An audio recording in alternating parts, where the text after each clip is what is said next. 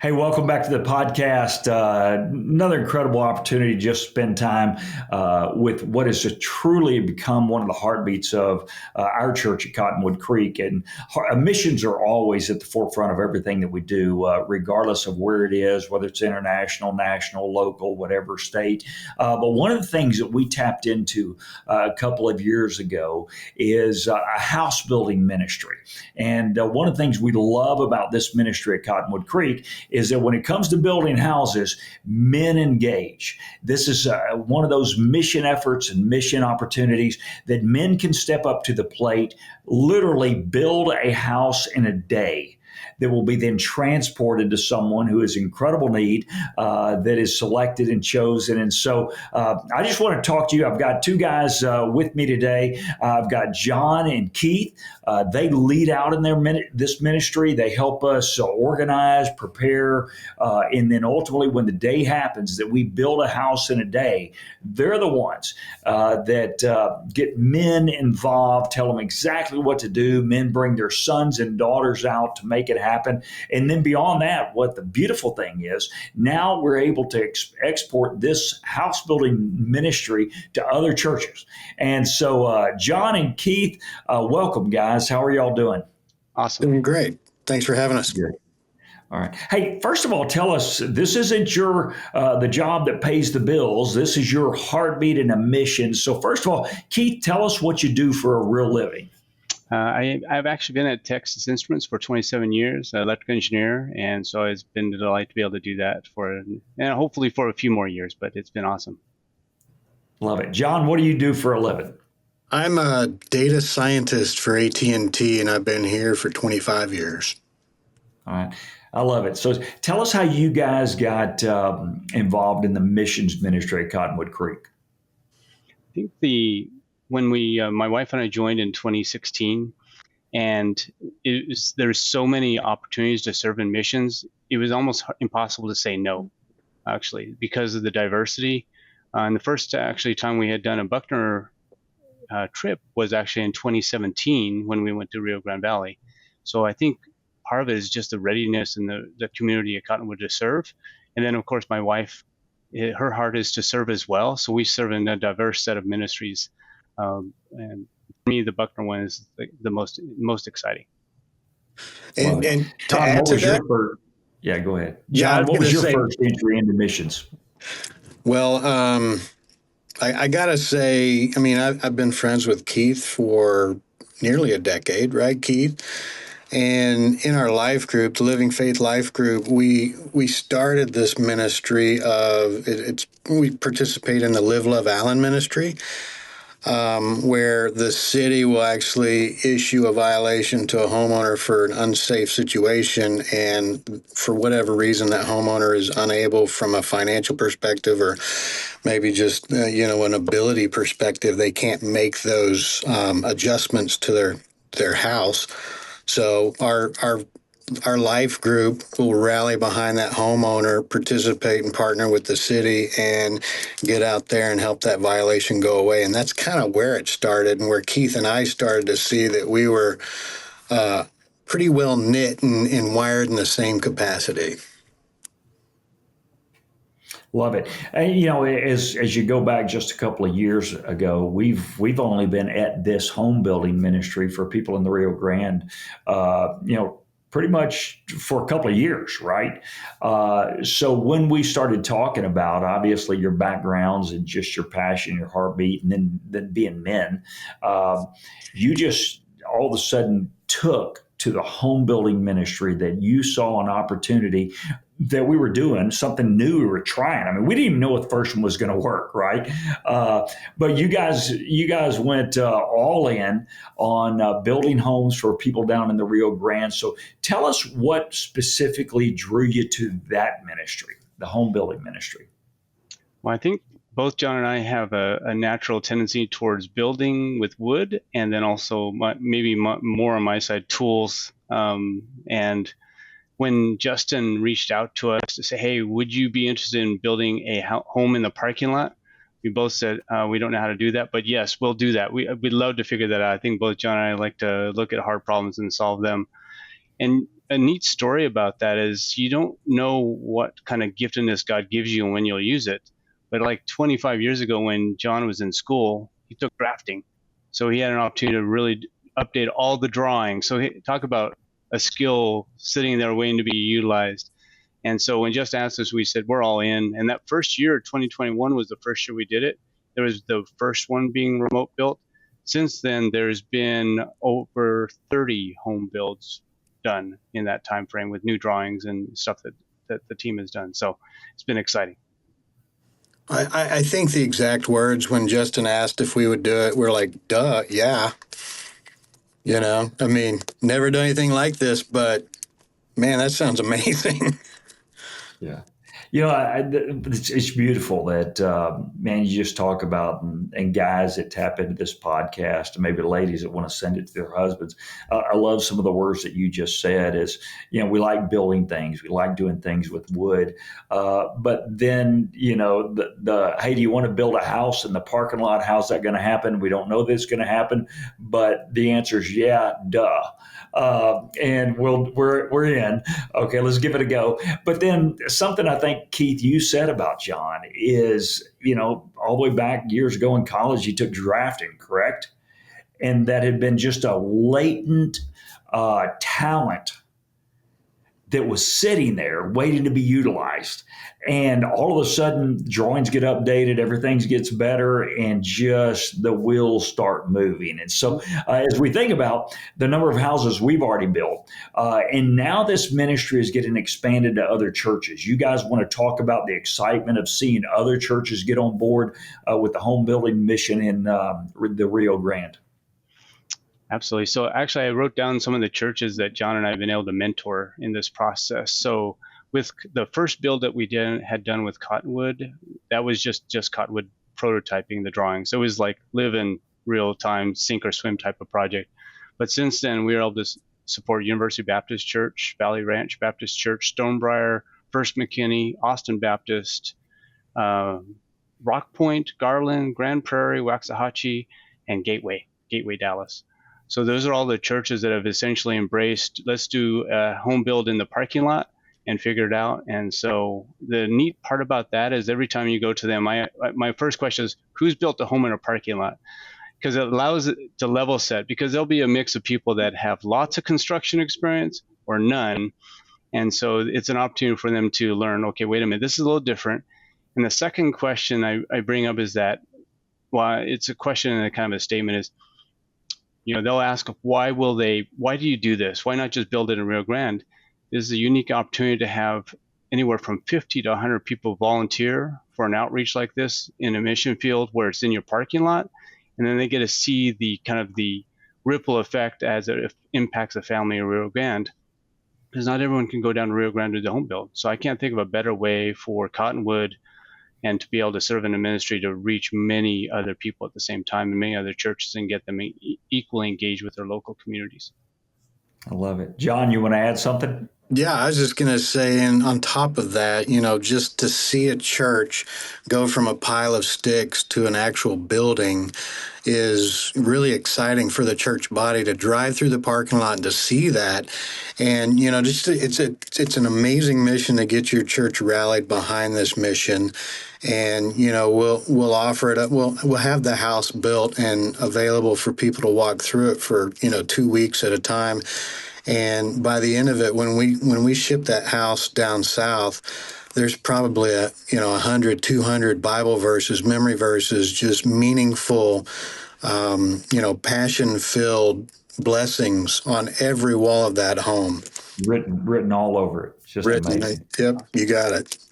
So give us a brief outline of, okay, the wood's delivered, the plans are there. 50, 60 men, however many come out, you build the house, then you take it down, then you put it on a trailer, then you take it to Rio Grande and you rebuild it. Just briefly walk us through that process, what it looks like on the parking lot, then what it looks like in the Rio Grande. So, the easiest way to explain it is like John did, is pile of sticks and then you assemble it. The neat part is that when you build a house like this in a very modular fashion, it's unique in the way you have to build it, but at the same time, very portable. Like you did a perfect outline of it. Is essentially we start pre-cut day, then we do an assembly and build day, and then we do a day that's for disassembly and palletizing. It usually takes about 1 day to ship it down, and then we arrive there. The first day we get there, we actually build the foundation and set it level, and then right from that, essentially for the next 4 to 5 days, we'll go walls, roof, and then wrap siding, windows, and basically indoors. So the idea is when we leave that it's basically fully dried in, and that allows the family to see right in front of them. And in fact, usually typically in front of their existing trailer or very surprisingly unlivable space. They get to see a house go up within 5 days. It's amazing. Yeah. John, expand on that. What's it like, okay, John, to build a house that you know is for someone? Then you have your cut day, your build day, your pallet, you ship it. All of a sudden, now you're erecting this house and something Keith just said in front of the family who's going to live there. Just talk about what kind of feeling that is. Well, let me just start. Let me start in the parking lot build first. To see guys basically fringe, I don't want to say fringe, but guys that are not involved or in a ministry that, hey, they're like, hey, this is something I can do. I know, I know how to handle a power tool. I know how to handle an impact driver. That opens up the ministry and the opportunity to meet these men and to get them involved and to meet men that Keith and I might not otherwise meet, right? And so that, we've seen this ministry grow from, maybe 40 unique volunteers to over 100 unique volunteers, on a house build. And that in itself has been remarkable. But to go down there and to work with the homeowner that will be living there, I mean, in most cases, the husband and maybe even some of the kids and the relatives of that family will help us and participate in the build. And it's just an amazing experience to get to know them better. We'll break bread together. We'll share every meal, lunch and dinner. And the family is so gracious and so, welcoming to all of us. And it's just it's just an extension of God's family, in McAllen, Texas. And so we're just, we're building a house, but on the background, we're building relationships and just cutting up and having fun. I love it. And I love what y'all just said is you mentioned this ministry and you used the word fringe and you wanted to back away from that. But I don't think we have to, right? Because I think there are a lot of dudes out there that as they start their spiritual journey, they start their walk, they're trying to figure out, how do I jump in? Okay. A lot like we talked about just this past weekend, Moses. Essentially God calls Moses to lead the children of Israel out of Egypt. Moses' essential response is, I'm not qualified. And God said, great, you're hired. Right. And I mean, that's kind of what the beauty of this ministry is, that wherever a guy is in the process, man, if you are just willing to show up, God's going to do something special. And either of y'all want to expound on that thought anymore? Oh, heck yeah. I mean, Oh, heck yeah. Let's go. Let's go. So the last house build we did, number one, so when we started this, we're like, let's take it slow. We'll do Friday evening and Saturday morning. It was May and it was stinking hot. And it was, it was miserable. But it took us 4 weeks, 8 days to build one house. And then at some point, we're all like, man, we're getting too old for this. Let's just do it in one day. And so we kind of had to process through that. But the last build that Keith and I did, I don't think Keith and I, either one of us picked up a power tool. Right. I mean, we were involved in so many, hey, you guys go over there, you guys go over there, just kind of orchestrating the event and getting guys engaged. And it was just so much fun to see the kids going nuts. Like we did have to remove a lot of extra screws from these walls and floors because the kids went a little haywire. But it wasn't going anywhere. Yeah. No, some of those suckers are permanent. Yeah. I don't know if I answered your question, John Mark. I'm so sorry. No, it was great. It was great. No, Keith, you want to add something to that about Yeah. just a guy that, man, could just show up and be involved in God's work? Yeah, the neat thing that I've found as a blessing in this is that many of the folks for the first service, especially the men serving at Cottonwood, came to that for their first service, because I'd meet them and say, hey, I just joined, I just got here. Jeff Dunkel, that was his first opportunity. He's been serving ever since 2021, and just all in. And everyone that jumps in, they just love it. And so it's neat to meet new people. And like what you said, John Mark, is it allows them to jump in and get plugged in somewhere where maybe they're a little bit comfortable, and then hopefully see them just blossom within the church and serving in other opportunities as well. So it's just a neat way to see how people engage. Like myself, several folks have escaped California. I say that on purpose, escaped California. Many of them I met there at the event. And so I find that a community where we'll start learning how to speak Texan in that regard. So. Love it. But it is such an amazing thing to think about, because we always invite people to go on mission trips. But if you think about the guy that is just taking that first step, the idea of going overseas and sharing the gospel, probably not going to be his first step, right? A guy that, you're going to say, hey, go do this, go do that. No. But you ask a guy, hey, grab a drill. All right, we're going to build a house. Impact driver. There's a story about Justin in that one. What's it? There's a story about that with Justin. Okay. You can imagine. There's plenty of stories about Justin in the home builds, but that was just like one of the initial ones, day one. Yeah. I remember when he first came to me with the idea of building a home. I think it was, around the COVID season. I said, well, yeah, let's do that. And so, all right, if someone else, Keith, you guys and John, y'all have already exported to a number of other churches. You've got more coming online. But if someone wanted to reach out and, number one, maybe connect with our next home build at Cottonwood Creek, or someone else in a missions department at another church wants to reach out, what's the best way for them to connect with you? Yeah, so there's a few things we're going to start doing in August. We're going to do some info sessions to get them plugged in. And we're going to particularly reach out to some of the folks that had been in the build before, because they actually, by building one house, they become foremans in the next one, just as natural progression and promotion. And so we'll start Sunday, August 17th and 31st. We'll do the first info sessions, and then we'll start rolling out kind of the details after that.